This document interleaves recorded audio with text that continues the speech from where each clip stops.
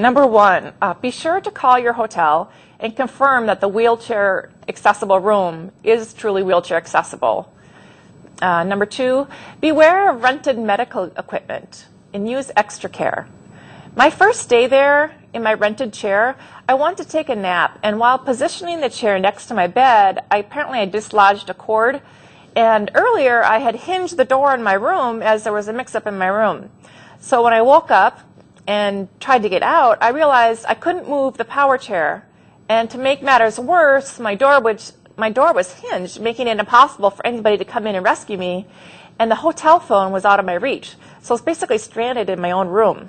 Luckily, I had my cell phone and was able to call the hotel and ask for assistance, which brings me to my next travel tip. Travel with a cell phone and keep it always on your body or next to you at all times. I did some research and found out that there is a government-supported program that provides free cell phones and minutes for certain individuals that meet income requirements. And the web page for this program, I'll share with you. It's www.safelinkWireless.com/enrollmentpublic/home.aspx. And that'll be on the show's website as well. The next tip is to go and do your sightseeing during the day, and be sure to get your rest at night. Don't wear yourself out. That's the last thing you want to do. You want to have fun, so pace yourself at a nice pace that you're used to. Pack very lightly, and consider wearing things once, twice, maybe even 3 times. Some hotels actually have a laundry facility, so you might want to think of that as an alternative also. Realize that you're the best suited person to take care of yourself and your own needs. So start small if you have to, but start. And to quote my Big Apple greeter, Julie, just get out and do it. Before you go, manage your expectations of people and experiences. What I learned in New York is that people will surprise you. For example, I knew a few good friends in New York from my younger years. Most of them were welcoming, kind, and generous. But, to my surprise, there was a longtime friend who to my surprise, didn't want to see me.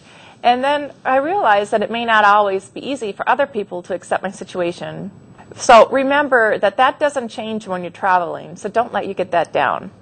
I would like to say thank you to the Big Apple greeter of New York City, Julie, Paul, Jeff, Katie, Hector, and Jody, and to my very special friend, thank you, Oliver Westmeyer. Thank you for making my stay in New York extra fun and for caring for me while I was there. Healing happens when life goes on, people accept you as you are, and remain your friend throughout all of life's changes. Next month, Julie Smith will be a guest. Julie Smith wrote a book called When It Happens, 5 Steps to Take Control of Your Recovery. Through this book and recovery program, she helps the reader to put all the pieces of a person's puzzle back together again. I have personally read this book and her recovery program, and I think it's just amazing, and I look so forward to having her on a guest on my next show. On behalf of Mark and myself, I'd like to thank our guests for this show of Disability Viewpoints, Dan Thompson, Anita Shermer, Maxine Sloboff, and Joan Breslin Larson. Thank you all for joining me today on Living Forward. Bye for now, and for Oliver, Avita saying, bye-bye.